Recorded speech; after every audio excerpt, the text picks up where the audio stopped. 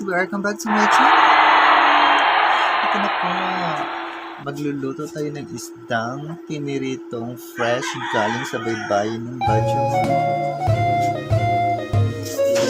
Yes, para sa ilagyan ng uwil. Yan guys.